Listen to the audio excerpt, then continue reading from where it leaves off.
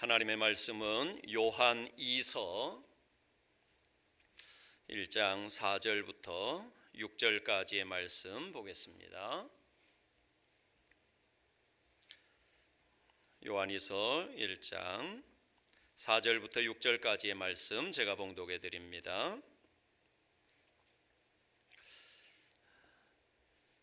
너의 자녀들 중에 우리가 아버지께 받은 계명대로 진리를 행하는 자를 내가 보니 심히 기쁘도다. 부녀여, 내가 이제 네게 구하노니 서로 사랑하자. 이는 새 계명 같이 내게 쓰는 것이 아니요 처음부터 우리가 가진 것이라. 또 사랑은 이것이니 우리가 그 계명을 따라 행하는 것이요 계명은 이것이니 너희가 처음부터 들은 바와 같이 그 가운데에서 행하라 하심이라. 아멘. 지난 시간에는 진리를 아는 자에 대해서 우리가 함께 말씀을 살펴보았습니다.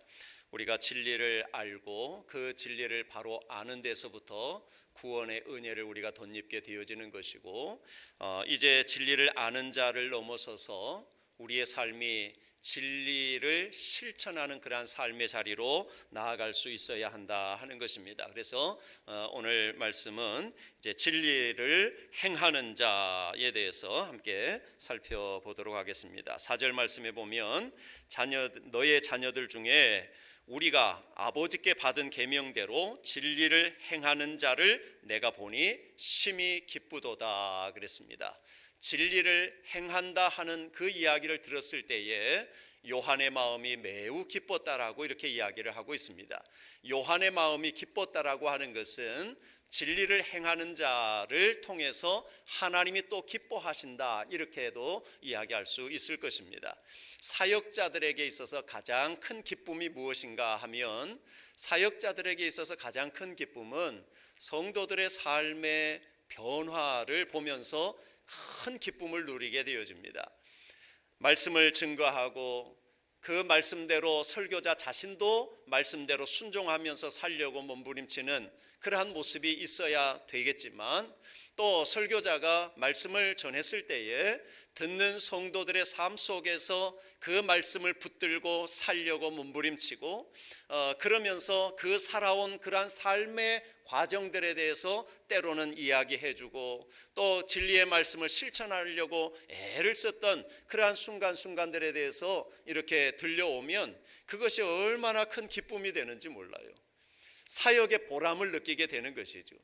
그래서 가끔은 이제 그런 이야기를 들을 때가 있습니다. 목사님, 제가 주변의 사람들하고 관계를 잘 못하고 있는데 오늘 말씀을 들으면서 내가 결단을 했다고, 내가 먼저 이 말씀대로 내가 순종하기로 결단을 했다고, 내가 먼저 손을 내밀기로 결단을 했다고, 내가 먼저 사랑하기로 결단을 했다고, 그렇게 이야기하는 그 이야기들을 들으면 굉장히 사역자의 마음에 큰 기쁨이 있는 것이죠. 그런데 더 나아가서 가서 이제 부딪히고 그러면서 진리의 말씀대로 순종하면서 살려고 애를 쓰면서 그렇게 살았더니 하나님께서 그 가운데 놀라운 은혜를 베풀어 주셨노라고 이렇게 고백할 때에는 또 더 큰 기쁨이 다가오는 것입니다. 오늘 이러한 기쁨은 사역자의 기쁨뿐만 아니라 우리 모든 성도들도 다 마찬가지일 것입니다. 우리가 이제 열심히 복음을 전하고 한 생명 한 생명을 구원하는 일에 우리가 최선을 다해야 되지 않습니까? 그래서 내 주변에 있는 믿지 않는 이들에게 다가가서 그리스도의 복음을 전하고 어떻게 해서든지 예수 믿게 하기 위해서 정말로 잘 섬김의 도리를 다하고 그러면서 그들을 그리스도께로 인도했을 때에 그들이 성장해 가는 모습을 보면 전도한 사람에게 큰 기쁨이 되는 것 아니겠습니까? 나를 통해서 교회에 나오게 되어졌는데 그 교회에 나와서 신앙생활하면서 하나하나 알아가면서 성장해가고 또 교회 안에서 본인에게 주신 은사를 따라 열심히 섬기려고 하고 또 기도하고 더 나아가서 또다시 복음을 전하는 자로 이렇게 세워져 가는 모습을 보면 그것이 전도한 사람에게는 큰 기쁨이 되어지고 보람이 되어지는 것이죠. 오늘 우리 자신이 하나님 앞에서 어떤 삶을 살아야 되는가? 오늘 우리는 진리를 행하는 자가 되어야 된다는 것입니다. 진리의 말씀 위에 든든히 서고 그 진리의 말씀을 실천하는 삶의 자리로 나아가야 된다라고 하는 것을 우리에게 가르쳐 주고 있는 것입니다. 우리가 진리를 연구하는 것도 중요하지만 진리를 연구하는 것보다 더 중요한 것이 있습니다. 그것은 바로 진리를 실천하는 삶을 살아가는 것입니다. 어찌 보면 진리를 연구하는 것은 별 문제가 아니에요. 그래서 열심히 읽고 또 거기에 관련된 책들을 읽고 그러면서 이게 이렇구나 하고 알아가는 기쁨도 있죠. 그런데 그 알아가는 것보다 정말 더 어려운 게 있어요. 그것이 무엇인가 하면 바로 실천하는 삶인 것이죠. 우리의 문제가 뭡니까? 우리가 늘 고민하는 문제가 뭡니까? 그것은 내가 아는 만큼 살지 못한다는 데 있는 것 아니겠습니까? 내가 아는 만큼 살 수 있다면 얼마나 좋겠습니까? 그런데 우리가 진리의 말씀을 아는 만큼 살지 못하는 그 안타까움이 우리에게 있는 것이죠. 그럼에도 불구하고 우리가 끊임없이 나아가야 할 방향은 진리의 말씀대로 순종하면서 살아가는 그 삶에 있다라고 하는 것을 잊어서는 안 되는 것입니다. 누가복음 10장에 보면 한 율법 교사가 등장하고 있습니다. 그 율법 교사가 예수님에게 와서 예수님을 시험하기 위해서 묻습니다. 선생님, 내가 어떻게 해야 영생을 얻을 수 있습니까? 하고 묻습니다. 내가 어떻게 해야 영생을 얻을 수 있습니까? 그랬더니 예수님께서 율법에 뭐라고 기록하고 있느냐 하고 묻습니다. 그랬더니 이 율법 교사가 하는 이야기가 마음을 다하며 목숨을 다하며 힘을 다하며 뜻을 다하여 주 너의 하나님을 사랑하고 또한 내 이웃을 내 자신과 같이 사랑하라 하셨나이다. 이 율법 교사를 보면 정확하게 지금 이해를 하고 공부를 아주 잘했습니다. 하나님의 뜻이 무엇인가를 정확하게 이해를 하고 있습니다. 예수님께서 그에게 이렇게 말씀하십니다. 내 대답이 옳도다. 이를 행하라. 그리하면 살리라 그랬습니다. 율법 교사가 대답한 그 말에 대해서 네가 대답한 것이 정확하다고, 그러니까 그대로 살라고 예수님께서 그렇게 말씀하십니다. 그랬더니 이 율법 교사가 그렇다면 내 이웃이 누굽니까? 하고 묻습니다. 이웃을 내 몸과 같이 사랑하라고 그랬는데 내 이웃이 누굽니까? 하고 묻습니다. 그럴 때 예수님께서 우리가 잘 알고 있는 이 선한 사마리아인의 비유라고 이야기할 수 있는 그 이야기를 예수님께서 하십니다. 예루살렘에서 한 사람이 내려가다가 강도를 만났다. 강도를 만나 거반 죽게 되어졌는데 제사장이 그리로 내려가다가 그 강도 만난 자를 보고 죽어가는 그 사람을 보고 그냥 지나쳤다라고 이렇게 이야기하고 있습니다. 또 레위인이 그 강도 만난 자를 보고는 그냥 지나갔다라고 이렇게 이야기를 하고 있습니다. 그런데 사마리아 사람 한 사람이 그 강도 만난 자를 보고 불쌍히 여기는 마음을 가지고 그에게 포도주로 그 상처를 싸매주고 붓고 그러면서 상처를 잘 싸매주고 그리고 주막으로 데려가서 밤에 극진히 그를 간호해 주었다라고 이렇게 이야기를 하고 있습니다. 그러면서 그 이튿날 그가 떠나가면서 주인에게 이 사람을 더 부탁을 하고 잘 간호해 달라고, 혹시 비용이 더 들면 내가 돌아올 때에 지불할 테니까 잘 케어해 달라고 이렇게 부탁을 하고 갔다고 이렇게 이야기를 하고 있습니다. 그러면서 예수님께서 이 율법 교사에게 하는 이야기가 누가 이 강도 만난 자의 이웃이냐 하고 물으셨습니다. 그럴 때에 이 사마리아 사람이 바로 강도 만난 자의 이웃이라고 이렇게 대답하는 것을 볼 수가 있습니다. 그랬을 때 예수님께서 너도 가서 이와 같이 하라고 이야기하는 것입니다. 너도 가서 이와 같이 하라. 율법 교사 아닙니까? 율법 교사요. 예수님께서 그에게 질문했을 때에 정확하게 대답을 했습니다. 하나님의 계명에 대해서 하나님이 우리에게 무엇을 원하고 있는지 그것을 정확하게 대답을 하고 있는 것입니다. 그런데 실상 제사장들이나 레위인들 같은 경우에는 사실 어떤 사람들입니까? 율법에 대해서 너무나도 잘 알고 있는 그런 사람들 아니겠어요? 진리에 대해서 너무나도 잘 알고 있는 그런 사람들 아니겠습니까? 그런데 진리에 대해서 잘 알고 있는 그들이 강도 만난 자를 보았을 때에 그를 도와주지 아니하고 오히려 그 자리를 피해서 도망쳐버리는 그러한 모습을 보게 되는 것이죠. 이것은 율법을 알고 있지만, 진리를 알고 있지만 진리를 실천하는 그러한 삶이 없다는 것을 이야기하고 있는 것입니다. 오늘 우리 그리스도인의 삶 가운데도 이러한 경우들이 얼마나 많이 있는가 하는 것입니다. 말씀에 대해서는 잘 알고 지식적인 것으로는 축적이 되어져 있는데, 그런데 그 말씀대로 실천하면서 살아가는 그 삶의 모습들은 우리에게서 찾아보기가 어렵다면 이는 우리의 신앙생활이 참으로 헛되다라고 이렇게 이야기할 수 있지 않겠습니까?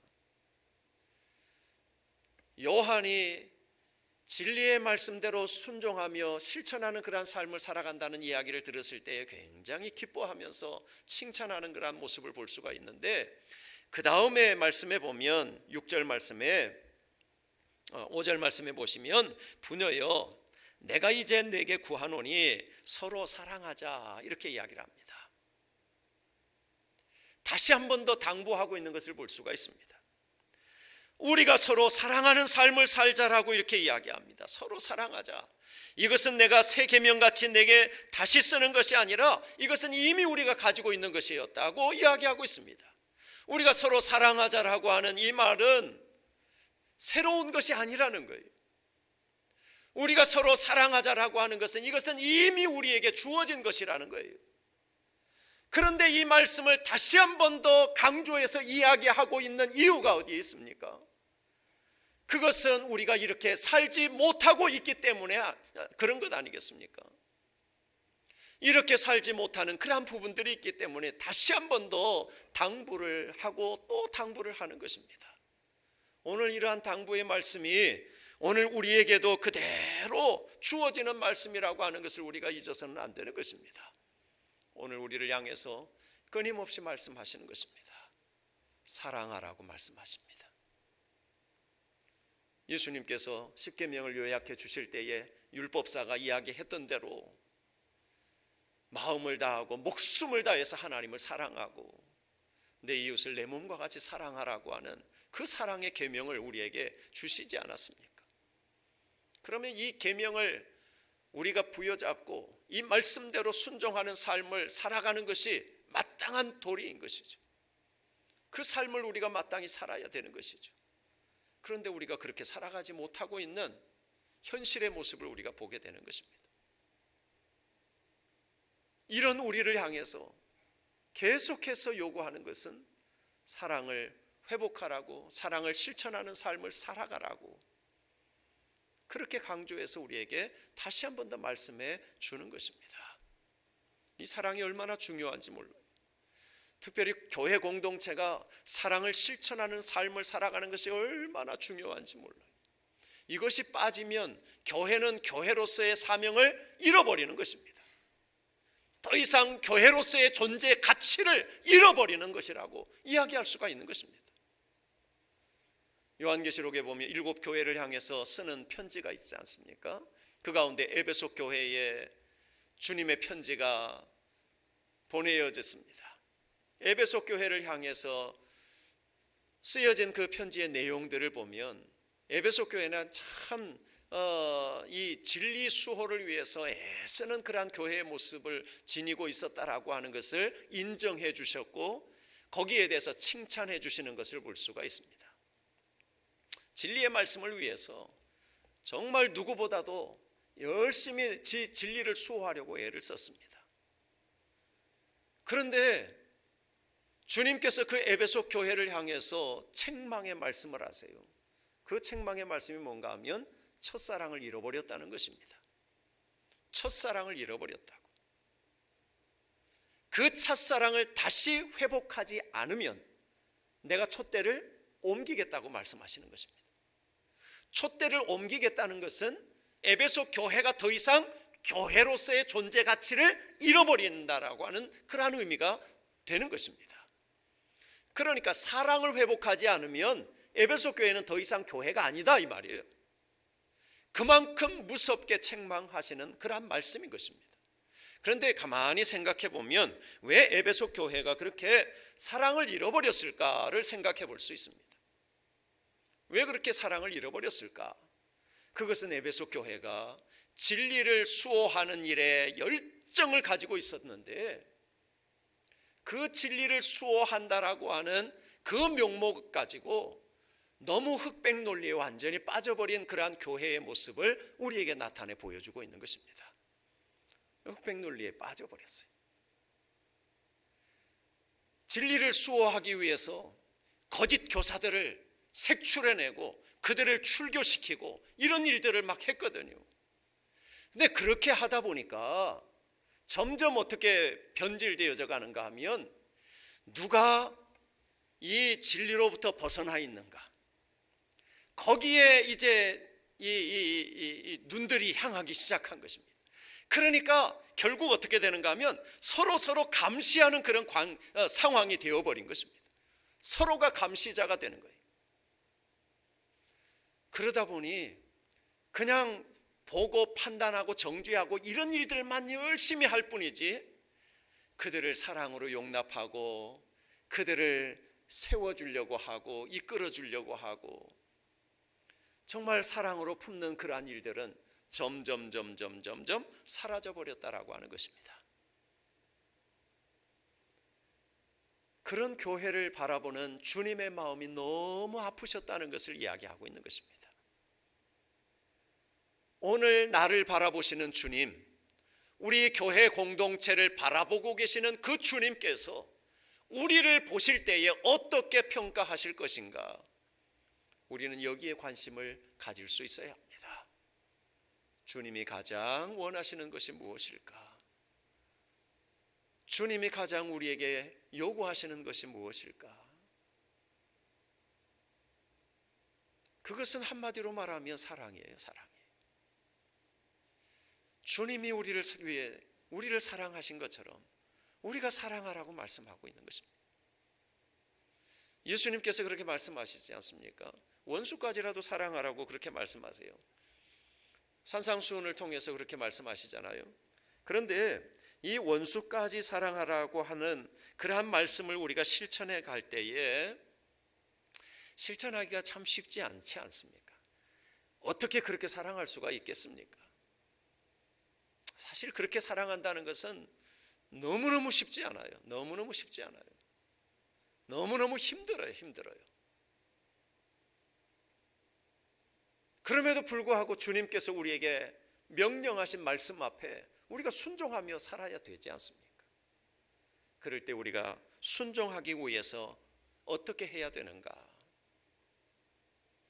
그것은 우리가 감정을 앞세우면 결코 주의 말씀 앞에 순종할 수 없다라고 하는 것입니다.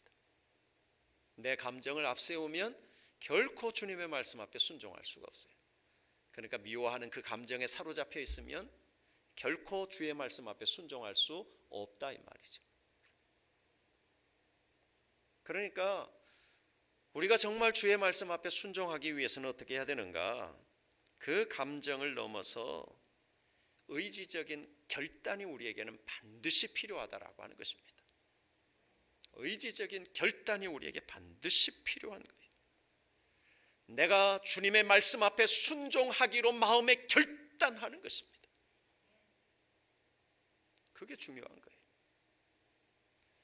결단하고 그 자리로 나아가는 것입니다. 그럴 때의 역사가 나타나는 것입니다. 오늘 우리가 거기까지 나가지 못하기 때문에 여전히 내가 이 미움의 감정에 사로잡혀 살아가는 그러한 경우들이 너무 많은 거예요. 그러면 어떻게 되는가 하면 다른 사람보다도 내가 더 힘들어요. 내가 더 고통스러운 거예요. 그렇지 않겠어요? 상대방을 보는 내 마음이 너무 아프고 고통스러운 거예요. 그러니까 이러한 고통으로부터 벗어나는 길이 무엇인가? 그것은 주의 말씀 앞에 순종하는 삶이에요. 그래서 우리가 죄로부터 자유함을 얻고 우리의 삶의 참 평안을 누리기 위해서는 우리가 말씀 앞에 철저하게 순종하는 삶을 살아가는 것이 그래서 중요한 것입니다. 순종이 우리로 하여금 자유케 하는 것입니다. 진리의 말씀 앞에 순종하는 것이 우리를 자유케 하는 거예요. 그래서 주님이 말씀하시는 것입니다. 진리를 알지니 진리가 너희를 자유케 하리라. 진리가 너희를 자유케 하리라. 오늘 진리의 말씀 앞에 우리가 순종한다라고 하는 것은 성령의 인도하심 앞에 철저하게 순종한다라고 하는 그러한 의미도 되는 것입니다. 사실 성령께서 우리를 도와주시지 않으면 내가 무엇을 할 수 있겠습니까? 내가 아무리 의지적 결단을 가지고 실천에 옮기려고 한다 할지라도 우리는 여전히 연약한 존재예요. 그래서 우리에게 필요한 것이 무엇인가 하면 성령의 도우심이 필요한 것입니다. 그래서 성령의 충만함을 위해서 우리가 기도해야 하는 것입니다. 주님 나를 도와주시옵소서. 주님의 도우심이 없이는 내가 한 발짝도 나아갈 수 없습니다. 주님의 말씀 앞에 순종하기를 원합니다. 성령이여 나를 도와주시옵소서. 순종할 수 있는 능력을 주시옵소서. 기도할 때에 성령께서 우리를 도우시고 성령께서 우리를 도우실 때에 우리가 순종할 수 있는 능력을 가질 수 있게 되는 것입니다. 그럴 때에 나도 살고 다른 사람들도 살리는 그러한 역사를 이루어갈 수가 있다라고 하는 것입니다. 결국은 무엇인가 하면 내가 진리를 알고 있다라고 하는 것은 그 알고 있는 것으로 끝나는 것이 아니라 내가 진리를 알고 있다는 것이 반드시 증명되어져야 되는데 그 증명은 무엇으로 되는가? 우리가 실천적 삶으로 증명해내야 한다라고 하는 것입니다. 그래서 우리는 하나님의 말씀을 아는 만큼 그 하나님의 말씀을 삶의 실천을 통해서 반드시 드러내 보여주는 그런 삶이 있어야 된다라고 하는 것입니다. 이런 삶의 실천이 따라오면 오늘 우리의 삶이 세상 속에서 빛나게 되어질 수밖에 없는 것입니다. 신앙이 정말 좋다는 것은 어디에서 나타날 수 있는가? 그것은 이렇게 이야기할 수 있을 것입니다. 예배당 안에서의 모습과 가정에서의 모습이 격차가 없어지는 것.